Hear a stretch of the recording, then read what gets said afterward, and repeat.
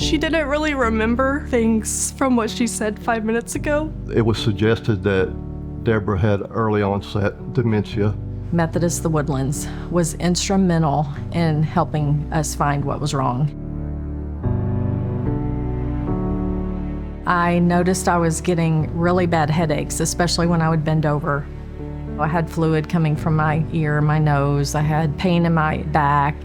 My symptoms progressively got worse. I had no short-term memory at all. We had been to doctor after doctor after doctor, and I was given everything from a psych eval to told I had migraines. Nobody could figure out what was wrong. Debra and I have been married for 38 years. We first met through mutual friends. When Debra was in high school, I knew I wanted to marry Debra very quick. So like first sight. We've had a great life together. A lot of that was formed around our kids. We were in agriculture, so we showed livestock, and that was our thing as a family. She's always been there for me no matter what. She's very supportive, not only to me, but everyone that meets her.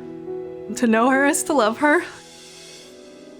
The first time I noticed something may be going on with Debra was the headaches. Then I noticed the sleepiness. We'd be sitting on the couch and she's asleep all of a sudden. The symptoms were getting worse and worse and worse. When we really knew something was wrong is when she started losing her memory. My middle son got married during that time, and I barely remember the wedding. And that hurts, and I know it hurts him, but... So at one point, it was suggested that Debra had early onset dementia. I couldn't believe it. I didn't choose to believe it. We knew that something else was going on. The radiologist, Dr. David Badger at Methodist The Woodlands, was instrumental in helping. He noticed on my MRI that I had brain sag. That's indicative of a CSF leak. A spinal fluid leak occurs anytime there is a hole or a leak inside the membrane that surrounds the spinal cord and the spinal nerves, called the dura. Patients can be significantly impacted to the point where they can't function in life. We immediately tried to find her some doctor to fix this. We knew no one in Texas was capable of this at this point. We decided to send her information to Cedars-Sinai in California.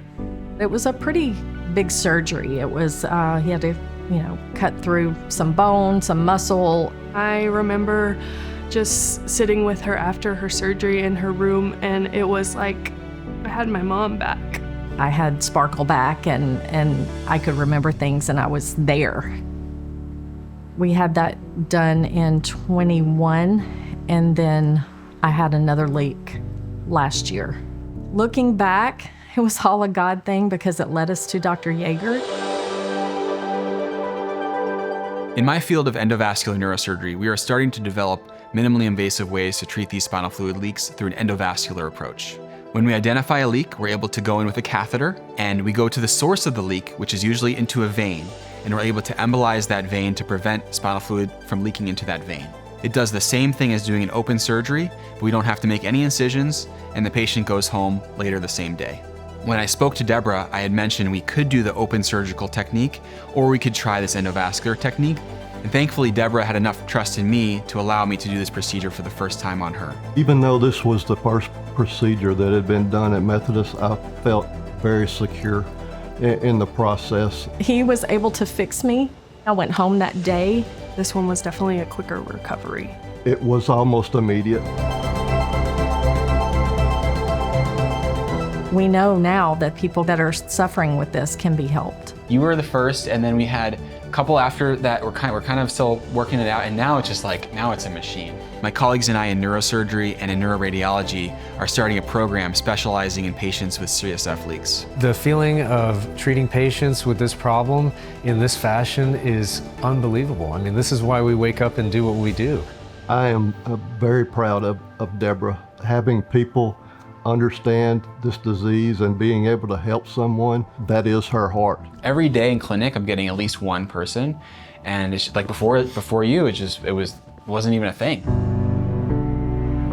Maggie's wedding was so much better. I was in excellent health. I remembered every second of it. I got to enjoy every moment.